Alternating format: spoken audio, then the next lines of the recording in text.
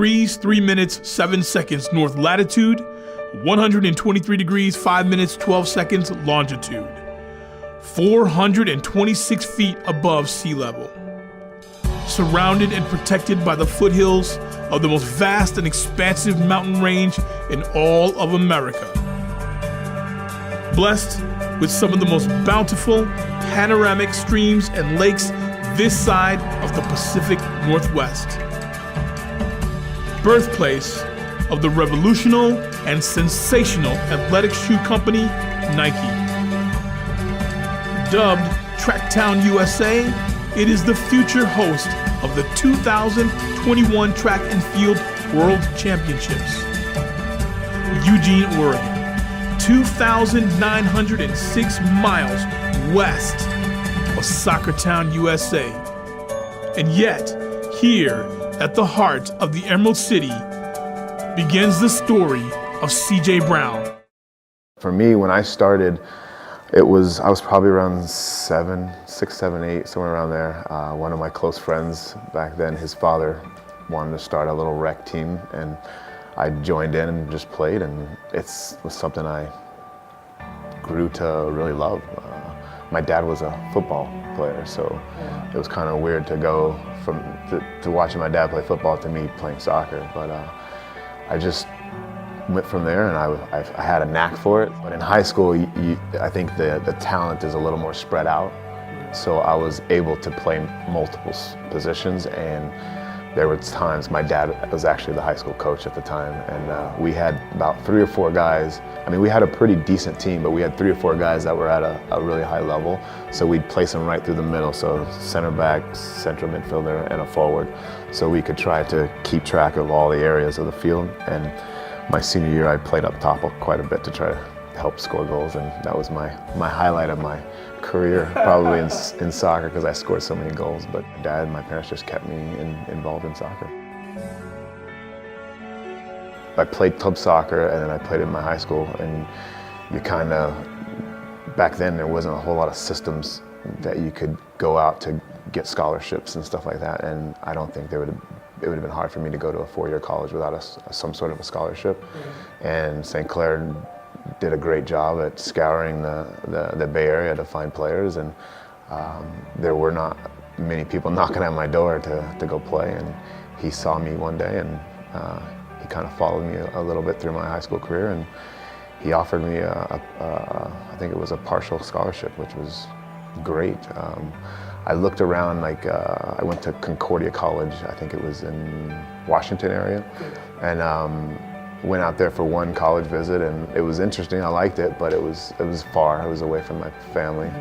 And then when I got back from that trip, St. Clair had offered us something and gave me a tour of the school, and I was like, you know what? It's local. It's a great opportunity. It wasn't like a huge, big soccer school like a UCLA or something like that, but it was a place that wanted to and had the drive to want to compete with the highest colleges, and St. Clair tried to build that environment for us. So it was something I wanted to do. It kept me local. And my dad has always put into me about, if somebody gives you an opportunity, you just do whatever it takes to be a part of it. And I always told myself, if anybody gave me an opportunity, I just want to be there. I want to learn. I want to, my ears open, eyes open. I want to do whatever you ask me, I'll do it. And whether there's awards for it or not, that's not my goal. My goal was to go to college, get an education, play the sport I love to play.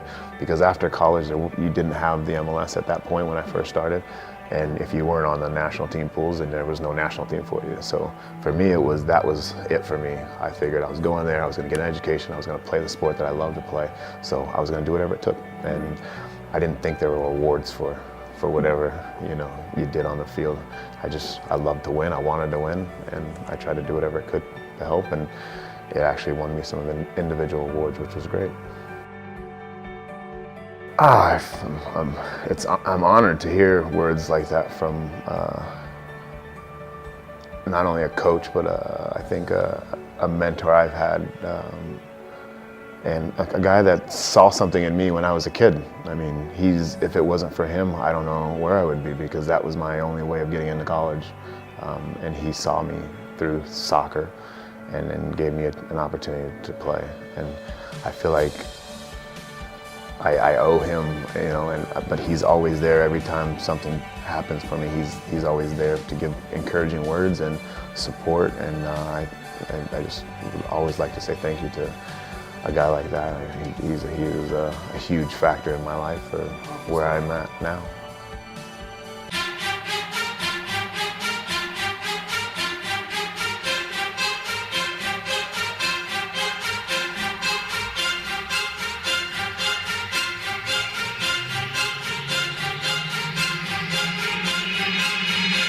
He was a big guy that was intimidating. He was a guy that made sure that he had territory. This was his territory. If you were coming in, you were going to know that CJ was there.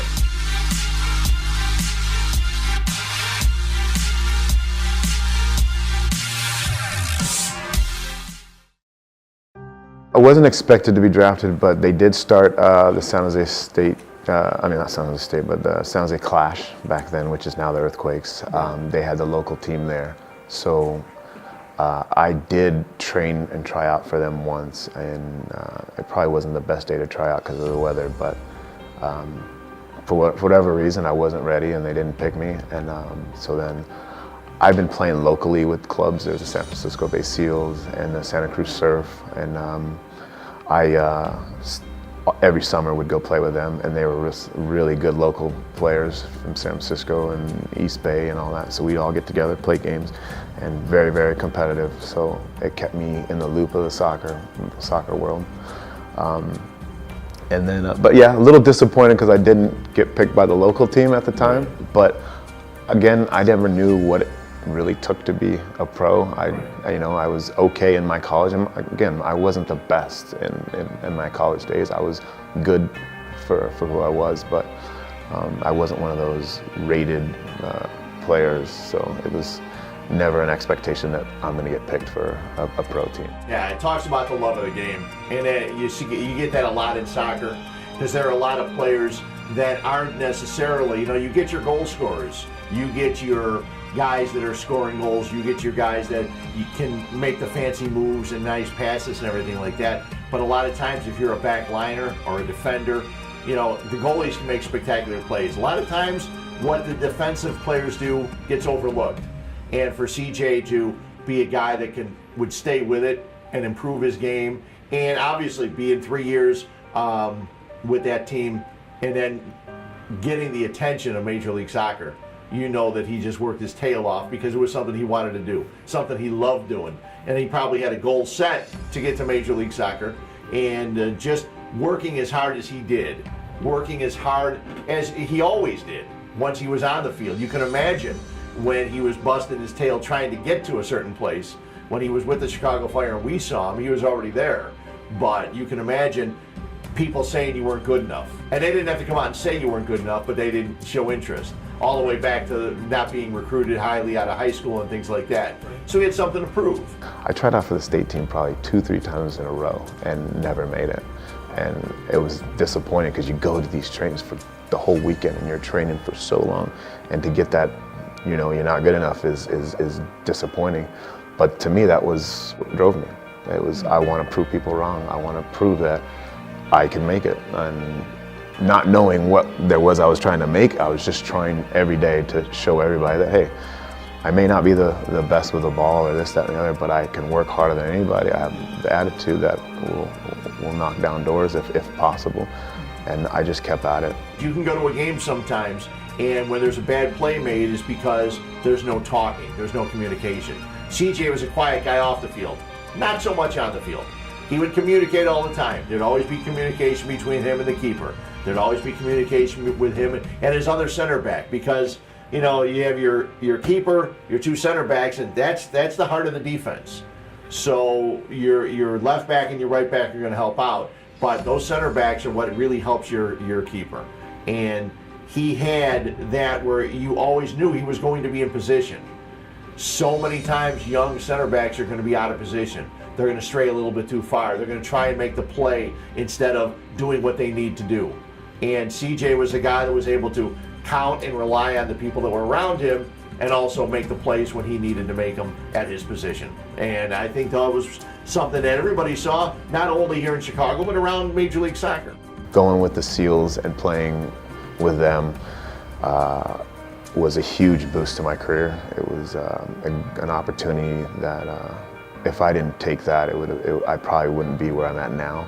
They kind of got me prepared to play at the highest level, and then that was my exposure to pro coaches. I went to the MLS Combine, and you look before you go, there's like this huge list of all these ranked players I was nowhere to be seen on that list, and I'm like, all right, I'll just go and see what it's like. And before you go to that, you had to sign a contract, and I was like, well, what if I do well? I mean, I'm really thinking outside the box. Like, what if I do well? Don't I get to negotiate? You know, you think of contract, you think, oh, we get to negotiate. And they're like, no, you either sign or you don't come. And I'm like, all right, what the heck, I'll sign it. And went out, played, worked hard, and it just so happened Bob Bradley was the coach, assistant coach for DC United when we played them for the San Francisco Bay Seals in the Open Cup. And he had the first round pick, and I had a good weekend in the combine, and they picked me. My personality is not big at party, like especially back then, because I was a new pro. I didn't know how and to react to certain things, so I was kind of mellow. I had a great time in the locker room. The guys were partying like crazy. The really cool thing about the team back then, it was a very big family, and so we were all in LA. Everybody's families were in LA. So we all got together and we all just hung out at the hotel and had a great time with the families. And there weren't a lot of kids because we were all young, but there was a few. So, I mean, I'm sure all the other guys went and did their own thing, but since it was in California, I had a lot of my family there, so I spent most of the time with my family, and everything was just real mellow. It was just a great memory. That's very emotional. I mean, you want to stay so focused at winning and doing what you do every day, and you want to win a championship. Meanwhile, my wife is in California planning our wedding, and I have to get there that night for the wedding the next morning. My focus is, I can't wait to get married, and then another focus is I have to be so focused to win a championship or have a chance to win a championship. So the club was very, very gracious and great to me because they allowed me to play that game. And then Ann Schutz was the owner at the time. He flew in for the game, so I flew out with them on their private jet, which was awesome. It flew us into Colorado. They dropped him off at home, and then they took off again and took me to San Jose.